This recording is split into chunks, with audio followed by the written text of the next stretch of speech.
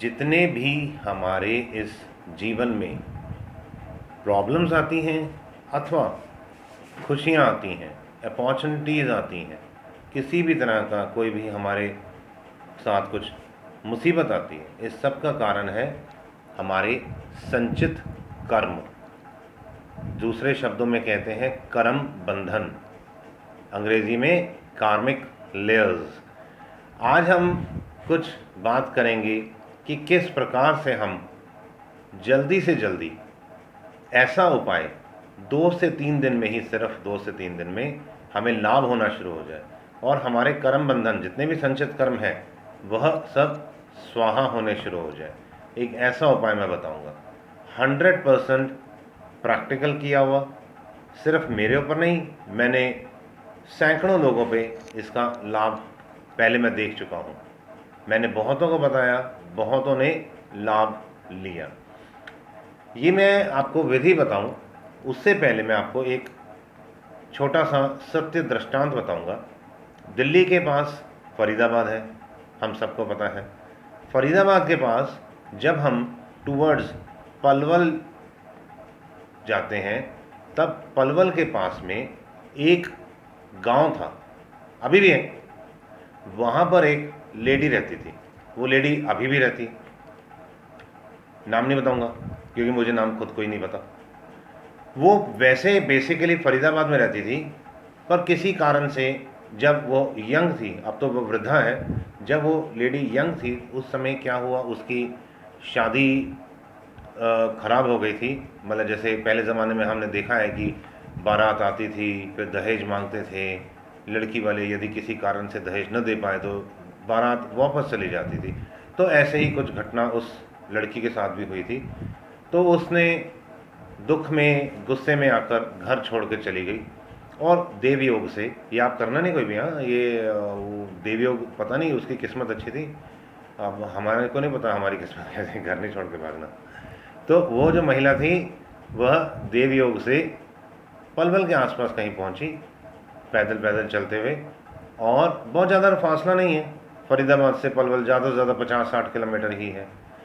तो वहाँ पर जब वह पहुंची और उसने एक किसी 5-7 पेड़ों का कोई झुरमुट सा था, वहाँ जाके वो छाया के रूप में जैसे बैठी, तो एक कोई दंपत्ति थे, वो वहाँ पहुँचे किसी कारण से, और उन्होंने उस लेडी को देखा और उसको वो अपने साथ ले गए अपने घर। और वही जो दंपत्ति थे, वह जो व्यक्ति था वह सरपंच था अपने गांव का, उसने ही एक छोटी सी कुटिया बना दी उस महिला के लिए।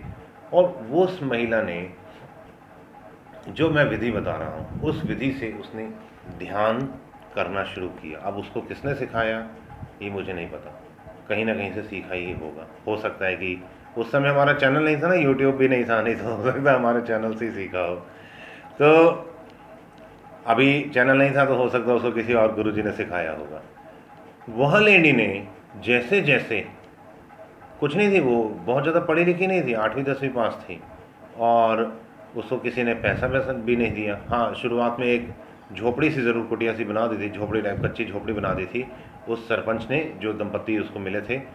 बाद में उसने अपने ध्यान के प्रभाव से संचित कर्मों को ख़त्म किया और उसका एक बहुत विशाल आश्रम है। ऐश्वर्य खिंच खिंच के उसके आश्रम में आता है, लोग बहुत जाते हैं और उनको गुरु माँ और न जाने गुरु माता, इस तरह की बातें उनको, मतलब इस तरह से संबोधित करते हैं। तो एक गुरु माता अलग है, ये गुरु माता अलग है। आप क्योंकि जितनी भी महिलाएं गुरु, उन सबको गुरु माता कहते हैं, तो आप कोई पूर्व आग्रह न रखना कि ये वह गुरु माता की हो सकती है कथा, परंतु ये सत्य घटना है। मैं को उनका नाम भूल रहा हूँ, पलवल में ही उनका आज भी आश्रम है। विधि क्या है, जब हम प्राणायाम करते हैं, प्राणायाम करने के बाद मन को शांत करते हैं, आंखें बंद करते हैं और अपने आज्ञा चक्र पर शांभवी ध्यान, अथवा वैसे ही आज्ञा चक्र पर, या अथवा श्वासों को देखते हुए जब हम एकाग्र करते हैं अपने चित्त को, और धीरे धीरे जब हमारा चित्त एकाग्र होना शुरू हो जाता है तो हमारी पूरी चित्तवृत्ति जैसे हमारे श्वासों पे अथवा आज्ञा चक्र पे आ जाती है। तो ये जो हमारा शरीर है ना, इसका भी हमें ख्याल नहीं रहता है, भान नहीं रहता है।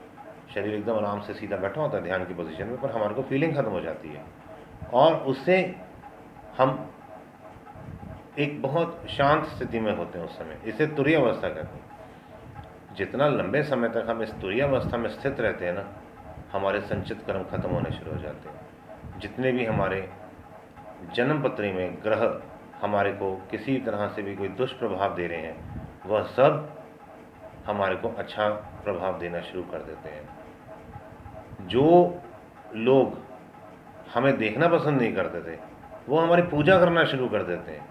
हम इतने शुद्ध, इतने बुद्ध हो जाते हैं, इतने स्वच्छ, इतने निर्मल हो जाते हैं।